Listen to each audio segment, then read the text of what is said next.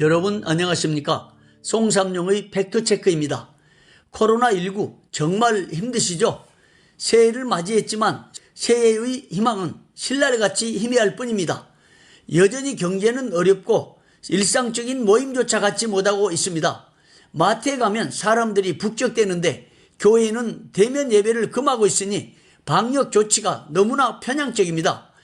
큰 교회들은 모이지 못하고 작은 교회들은 무너지고 있는 형국입니다. 그런데도 국민들이 바라보고 의지해야 할 정부와 대통령은 국민들의 기대를 송두리째 무너뜨리고 있습니다. 대통령은 입만 열면 K-방역을 자랑하고 있습니다. 그래서 오늘은 대통령이 그렇게 자랑하고 있는 K-방역이 정말 성공했는지 아니면 실패했는지 그 실체를 하나씩 체크해 보려고 합니다. 만약 K-방역이 성공을 거두지 못한 것이 입증된다면 대통령은 거짓말을 한 것이죠. 그래서 제목이 좀 어렵지만 진실을 밝힌다는 차원에서 대통령의 K-방역 정말 성공 아님 거짓이라고 정했습니다. 지난해 코로나19가 발생하자 정부는 틈만 나면 K-방역이 세계 최고의 모범이라고 자랑해 왔습니다. 그러더니 마침내 K-방역법을 제정하여 교회의 대면 예배 금지령까지 내렸습니다. 그런 상황이니 어떻게 보면 한국 교회는 대통령이 K-방역으로 엄청난 피해를 입은 것입니다. 그러면 대통령이 지난해에 이어 며칠 전까지 큰소리치며 자랑한 K-방역에 대해서 언론에 보도된 내용들을 하나씩 짚어보겠습니다. 지난해 9월 8일자 연합뉴스를 보면 대통령은 세계 모범 K-방역 질병관리청 중심으로 더 발전이라고 말했습니다. 11월 22일에는 조선일보에서 화상으로 열린 G20 정상회의 중 대통령이 K-방역 경험 세계에 참고되길이라고 말한 것을 보도했습니다. 그런데 지난해 한국경제에서 대통령이 그렇게 자랑했던 K-방역에 대해 그 진상을 보도했습니다. 놀랍게도 대통령이 K-방역을 자랑할 때마다 확진자가 늘었다는 겁니다. 그런데도 대통령은 K-방역을 계속 자랑했습니다. 조선비즈 12월 17일자 보도를 보면 대통령이 민주주의 인권 성장이 K-방역 바탕이 됐다고 말했습니다. 그리고 나서 2020년 마지막 청와대 수석 보좌관 회의 중 한 해를 결산하면서 K-방역이 방역 백신 치료 모범 국가로 세계에 기여했다고 자랑했습니다. 12월 29일 한국일보에 충격적인 보도가 나왔습니다. 서울구치소에서 수용자들이 창틀에 손을 내밀고 살려달라고 애원하는 옥중서신이 보도된 겁니다. 그런데요, 이런 상황이 이르기 전에 이미 야당과 언론에서는 K-방역은 정치방역이라는 비판이 나왔습니다. 12월 13일자 한겨레 보도입니다. 심지어 이날 보도를 보면 야당에서 K-방역 성공은 정부의 대국민 사기성 발언이라고 비판의 수위를 높였습니다.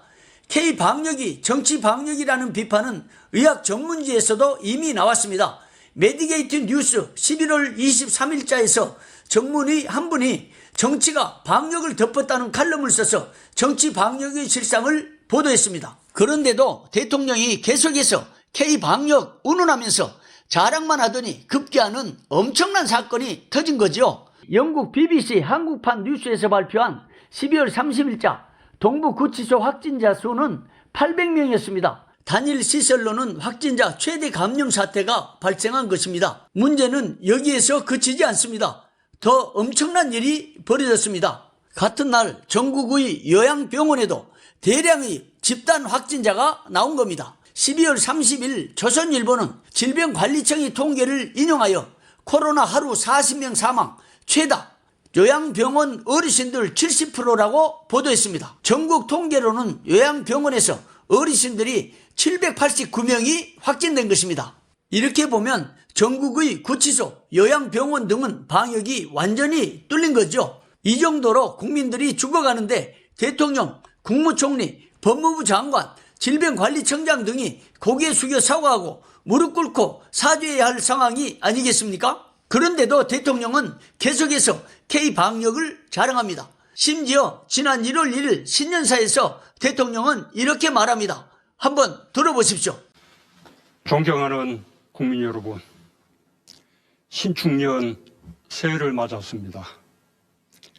희망을 기원하면서도 마음이 무겁습니다. 새해가 새해 같지 않다는 말이 실감납니다. 그러나 우리는 꺾이지 않았습니다. 위기 속에서 대한민국은 오히려 빛났습니다. K방역은 국민 한 사람 한 사람의 헌신과 희생 위에 세워진 것입니다. 세계 최초로 전국 단위 선거와 입시를 치러냈고 봉쇄 없이 확산을 최대한 억제하며 OECD 국가 중에서도 손꼽히는 방역 모범 국가가 된 것은 우리 국민들이 만들어낸 누구도 깎아내릴 수 없는 소중한 성과입니다. 어떻습니까? 지금 수백 명이 확진되고 생명을 잃고 있는데 대통령은 태연하게 K방역을 자랑합니다. K방역이 뚫려서 구치소 수감자들이 목숨을 잃고 어르신들이 유명을 달리해가고 있는데 대통령은 사과 한 번 없습니다. 정말 대통령이 어느 나라 대통령인지 알 수 없습니다. 대통령에게는 국민들은 안중에도 없는 것 같습니다. 국민들이 죽어가고 옥중에서 800명의 확진자가 나와도 그저 정부의 치정만 자랑하고 있습니다. 지지율 상승을 위해서라면 거짓말, 헛소리, 말장난 등은 보통인 것 같습니다. 그런데요, 여러분, 신년 들어서 지난 3일 정말 충격적인 사건이 터졌습니다. SBS 뉴스 보도를 한번 보시겠습니다. 당국이 이렇게 대책을 내놨지만 요양병원 집단 감염은 이미 심각한 상황입니다. 부천의 한 요양병원 상황 보시면 지난달 간호사와 간병인 7명, 그 다음 날 입원 환자 61명이 잇따라 확진 판정을 받았습니다. 방역당국은 즉시 이동을 제한하는 코호트 격리에 들어갔는데 당시 101명은 음성이었습니다. 3주가 지나서 코호트 격리가 해제되자 그 결과는 충격적이었습니다. 확진자는 일부 주변 사람을 포함해 모두 169명까지 늘었고 46명은 사망했습니다. 코호트 격리가 오히려 상황을 악화시킨 겁니다. 여러분들이 영상에서 보셨듯이 코호트 격리로 인해 부천 요양병원에서 확진자가 169명, 사망자가 46명이 나온 겁니다. 정말 놀랍기만 합니다. 정부의 방역 실패로 한 병원에서 집단 감염, 집단 사망 사건이 터진 겁니다.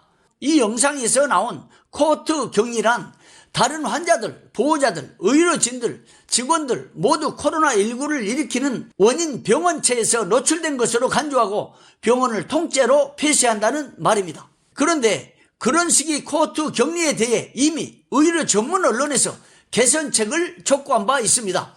그런데도 정부와 대통령은 K방역만 자랑하면서 전문가의 조언을 전혀 듣지 않았습니다. 그러다가 결국 요양병원에서 코호트 격리로 엄청난 사고가 난 것이죠. 그렇게 확진자 1,000명 이상, 사망자 수백 명이 나와도 대통령은 꼼짝 않습니다. 1월 5일 제1회 국무회의 모두 발언을 들어보면 사과는커녕 K방역을 너무나 당당하게 생각하고 있습니다. 제1회 국무회의를 시작하겠습니다. 2021년 첫 국무회의입니다. 무겁고 막중한 책임감으로 새해를 시작합니다. 올해 코로나를 반드시 조기에 극복하여 잃어버린 국민의 일상을 되찾겠습니다. 방역과 경제의 동반성공으로 세계의 모범을 만들고 한국의 우수한 문화 역량이 세계의 자긍심이 되며 K브랜드가 세계적 브랜드가 되고 있는 것은 위기 속에서 국민이 주체가 되어 만들어내고 있는 위대한 정말 지금까지 상황과 이번 영상을 보면 대통령이 정상이 아닌 것 같습니다. 국민을 우습게 여기는 대통령, 판단 능력이 없는 지도자, 사람의 생명을 그처럼 소홀히 여기는 대통령이라니 탄식만 나오고 가슴이 미어집니다. 사람의 목숨을 그 정도 우습게 여기는 대통령이라면 국민의 생활고는 말할 것도 없겠죠. 영국 사람들은 날씨가 험하면 가끔 crazy라는 말을 쓰는 것을 들어봤습니다. 날씨가 미쳤다는 말입니다. 지금 우리나라의 상황이 꼭 그렇습니다. 나라가 정말 미쳐가고 있는 것 같습니다. 국민들이 전염병으로 죽어가고 있는데 대통령과 그 책임자들은 사과는커녕 초지일관 K방역 자랑만 늘어놓으니 말이죠. 지금까지 살펴본 대로 대통령의 K방역은 성공이 아니라는 것이 드러났습니다. K방역은 정치방역이었으며 철저히 실패했습니다.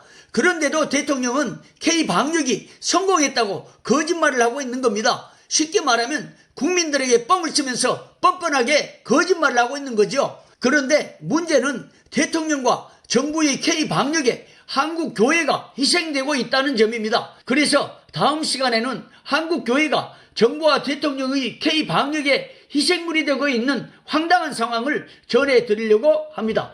지금까지 송삼영의 팩트체크였습니다. 여러분 고맙습니다.